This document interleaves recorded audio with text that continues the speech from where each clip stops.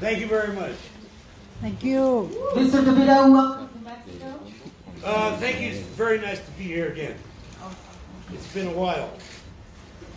When was the last time you came to Well, let's see. Mexico?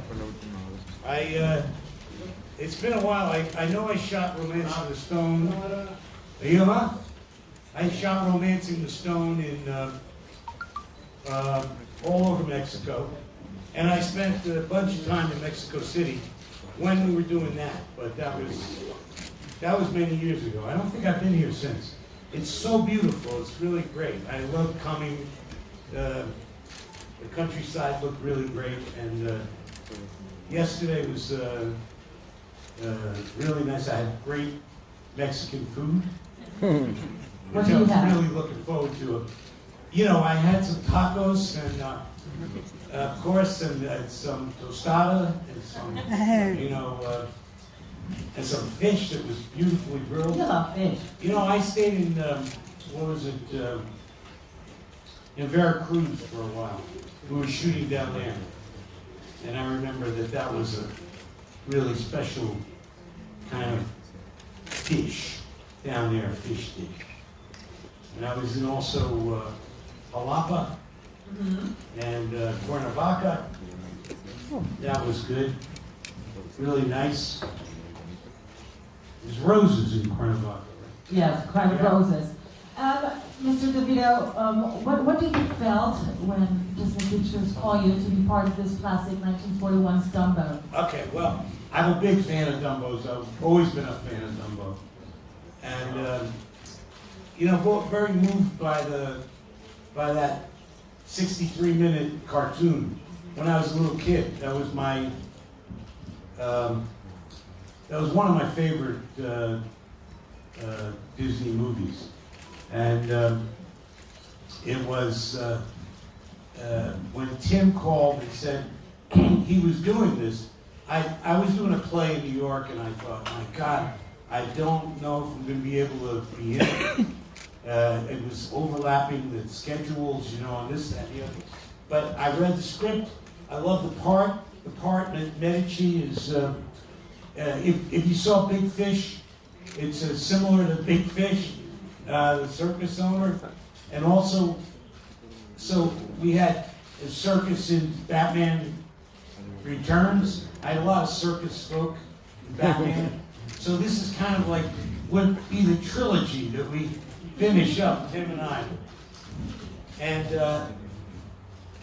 And so it didn't look like I was going to be able to do the movie because I was in New York doing a play. And then you know how it is in movies. I mean, this is a common story. They get pushed. So, something happens. Something falls out, some kind of location or something happens, and they say, okay, well, you're scheduled to do it on such and such day, and now, unfortunately, we got to move it 2 weeks. Well, in my case, moving it 3 or 4 weeks was perfect. So I got to do Dumbo. Yeah, I got to go to London. I spent 3 months there. It was really, really glorious. I had a great time. Great time, and the great time for us is to have you here. So thank you very much. Mr. DeVito, I must say that was quite an entrance. Yeah. You're awesome.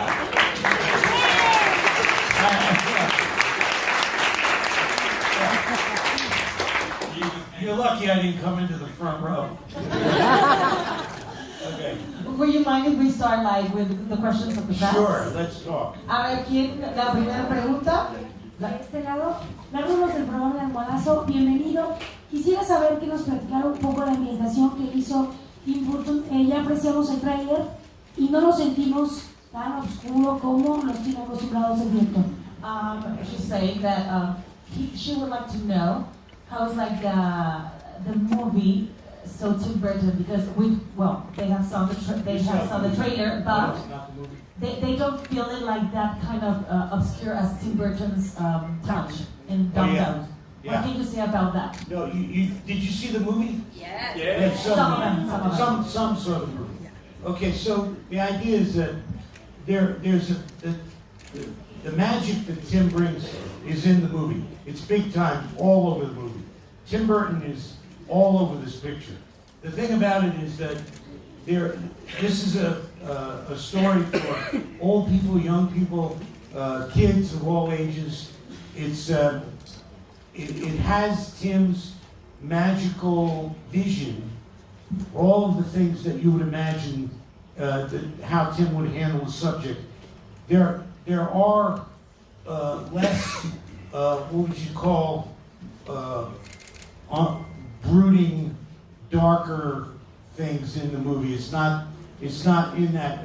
There are like sadnesses, and there are emotional moments and things that, you know. But it's not overbearing or he did. I think he really worked to keep it on an even playing field so that you could take your 3-year-olds to the movie and the 5-year-olds and also your grandparents. So That's it. yeah. Next question. Over there. ¿Nos escucha? Soy Francisco del canal 11 Noticias.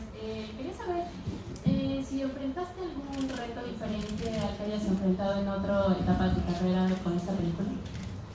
That if you went to something different with this movie Dumbo, within other kind of movies that you've done, like a different challenge here at Dumbo. Well, every movie you do is a challenge in some way. This was like an experience of like joy and fun, and I embraced this big time with Tim.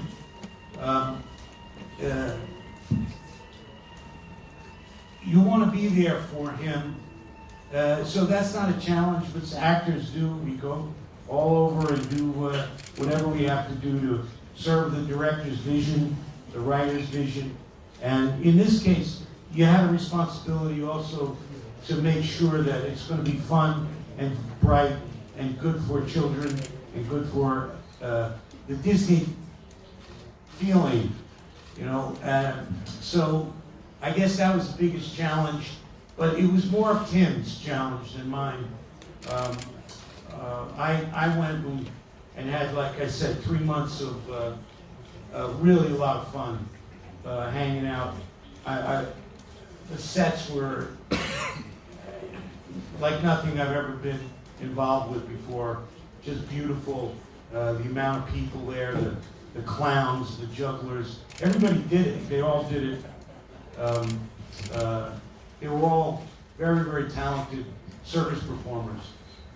Because that was it, right? There were like real circus people Yeah, they were right. during the movie. Absolutely. You know, all the people you see in the movie, except for those 4 clowns.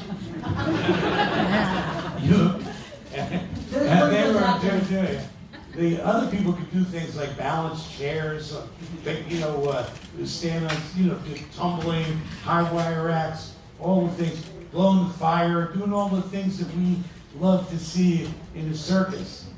And then we didn't have any animals. The only animals we had on the set were the little doggies that he took the poodles and he painted them different colors.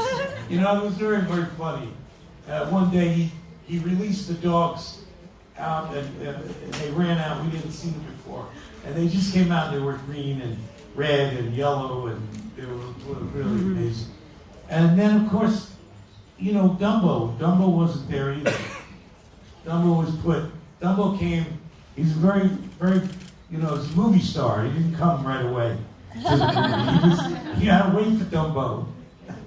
So we all waited around and Dumbo finally showed up.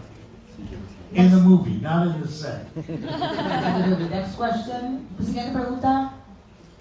Hi, Danny. Hi. It's an honor to have you here. Thank you very, very much. I wanted to know, we follow your career. Yes. And we know that you've worked with Tim Burton a lot. And I wanted to know what has changed, like the evolution of your work process with him, together. Yeah. Well, it's a great question. Like the first time I met Tim was in his office in in California, and I was astounded by. I knew he was an artist, and I knew that he went to Cal Arts, and he got a reputation of being. And I'd seen Pee-wee's Big Adventure, and I'd seen Beetlejuice, and so I went in just in awe of all the drawings and the way he communicates, basically, which is sometimes there are other directors who do this.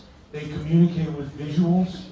It's a lot of look at this. This is the way I see that. This is the way I see this. So there was a lot of what you call catching up to him as an actor to find out how he worked, and that happened during Batman, and we had a great time during that. And then from then on, how it evolved is it was more, in the very beginning, I was not skeptical, but I just wanted to see, you needed to show me more and show me how the Penguin was going to be and how we were going to approach it and how operatic it was and how big it was and what kind of. And then as we went along, I got more and more comfortable with the fact that the way Tim communicates is in visuals. He shows you he draws all the characters and kind of fits them together, and you get the feeling once you combine that with the script. Then the thing about it is on this movie where I took a big leap with him, because a big part of it for me on this film was watching him work. So you're an actor and you go into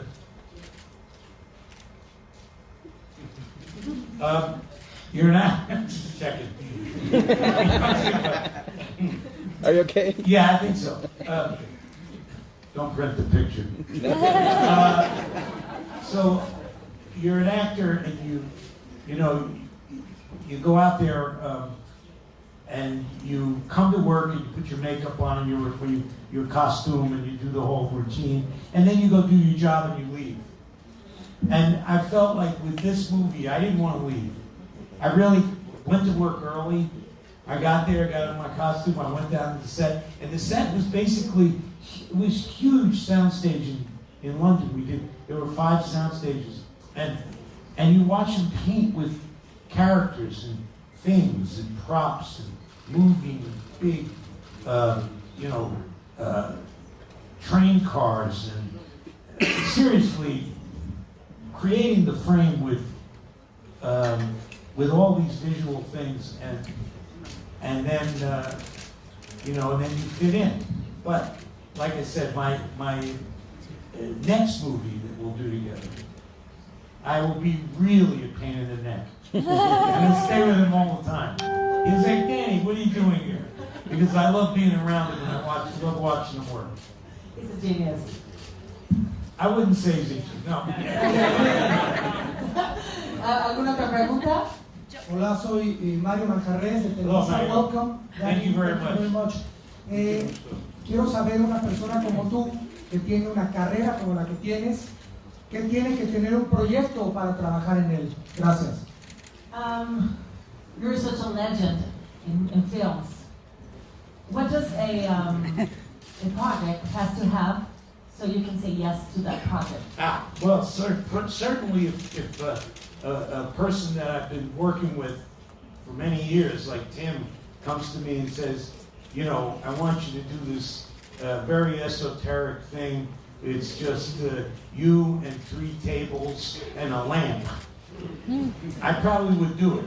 You know what I'm saying? Because he's like family to me.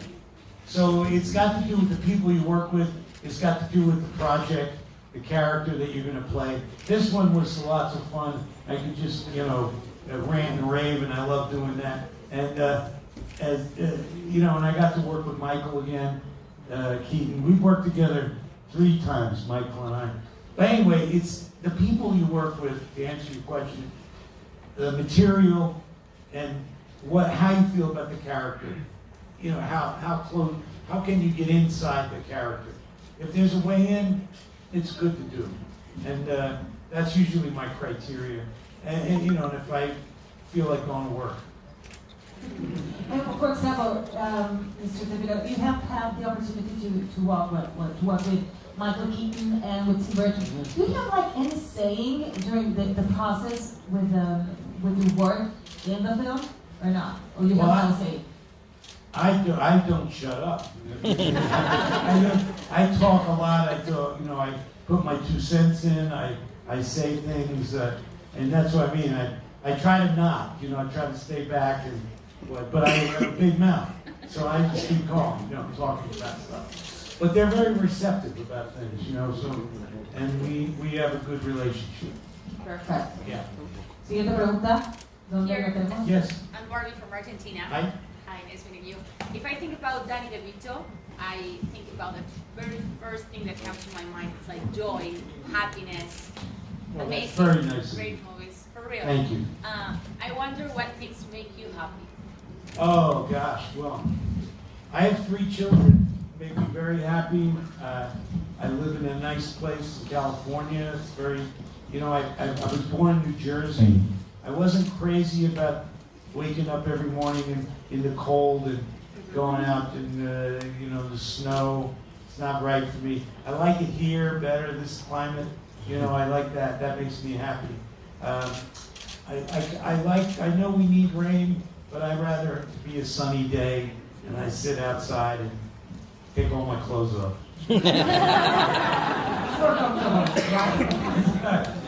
Allá, siguiente pregunta. Hi, Danny. I'm Constanza from Aspire. My question is, Dumbo is a movie about celebrating what makes us different. What do you think it means to make a movie like this now, in a time when we're so encouraged to embrace diversity? Yes, I think it's a very, very important movie for now. I mean, it's a wonderful movie, and I'm so excited to be part of it.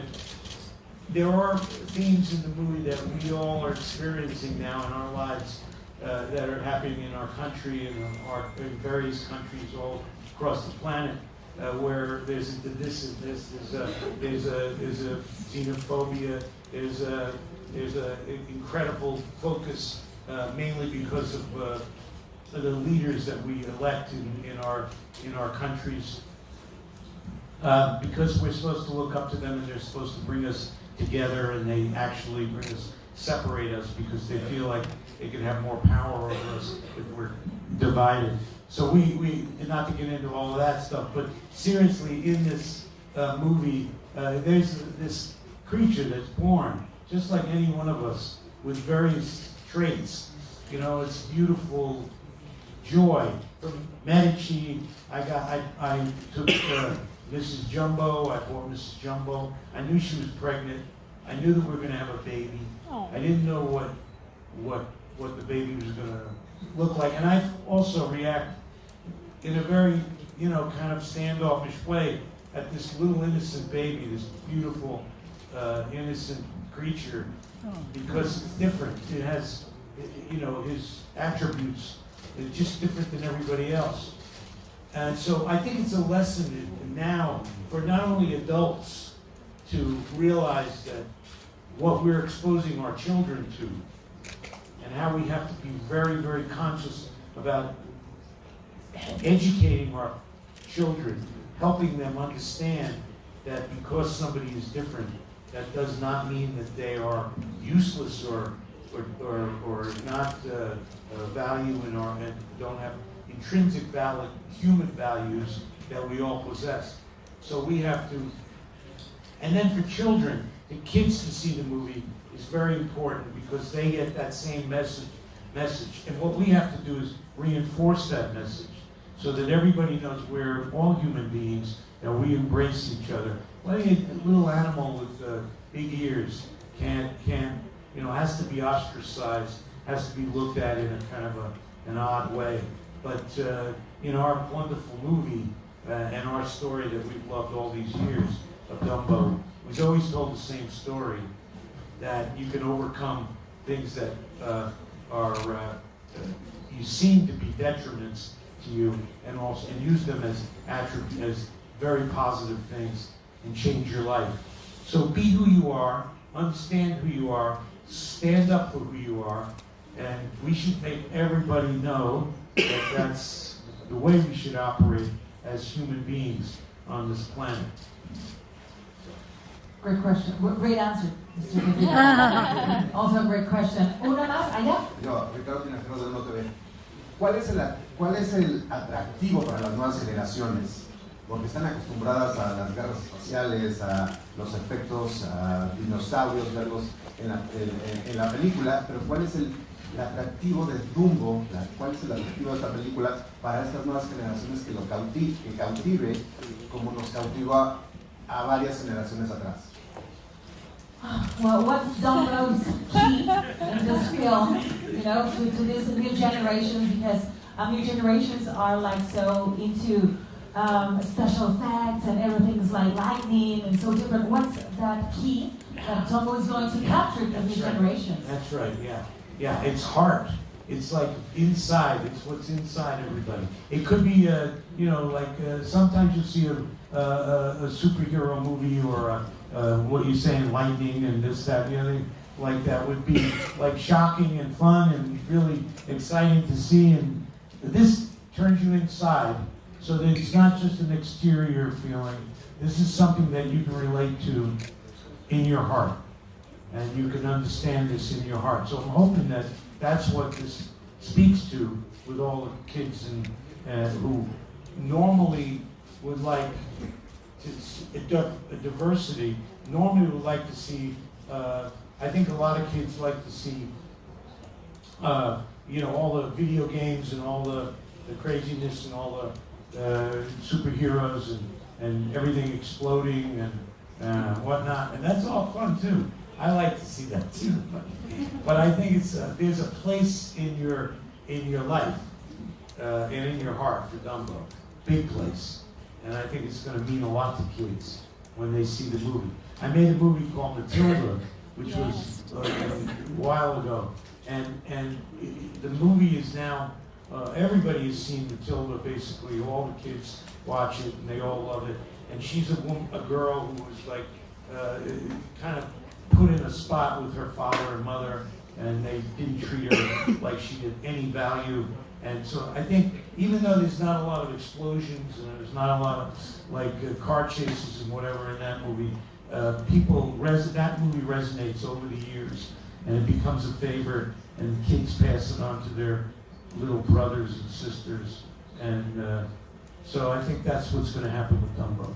And it's a great chance to connect, with our inner, maybe insecurities, and to be aware that families bound or bondings are the special things in life. That's another thing in the movie with families, with Colin's family and his children, and the other thing is that the circus is also a metaphor for the family, because we kept the kids, even though he went to war, his wife passed away in an epidemic.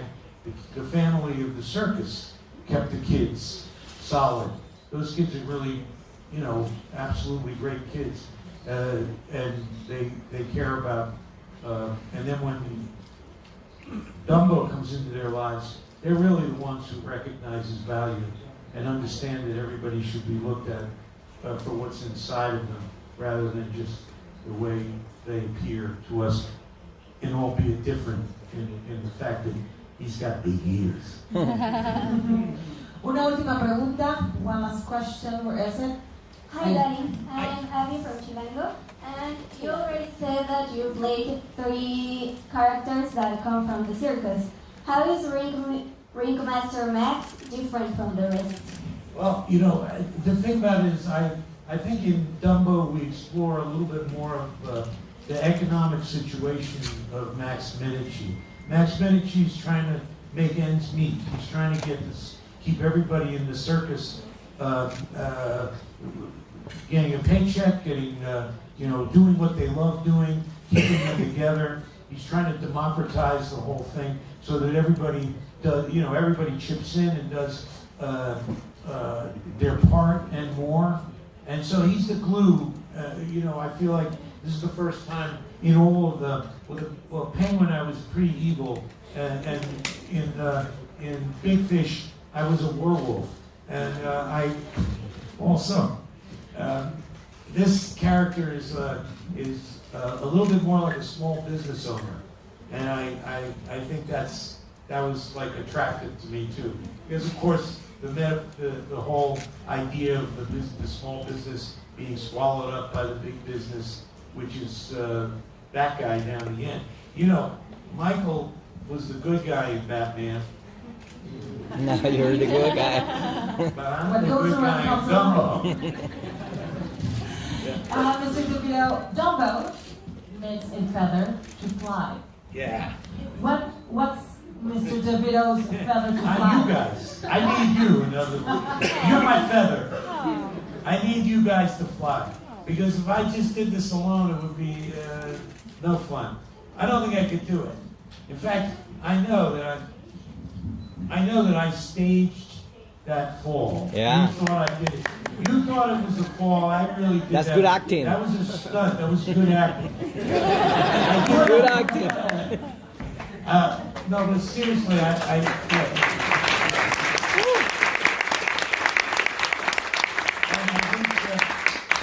the feather for us is like that realization when you do something, whether it's in your home or your business or your passion, whatever it is, and you feel like there's somebody on the receiving end, and that feather is somebody that you really need to fly. I mean, I probably could do a scene from a movie and without showing it to you, but it's so much more fun when I share it with you. So it's kind of nice to have the inspiration, knowing that you're there, helping me along. So I appreciate it. Thank you.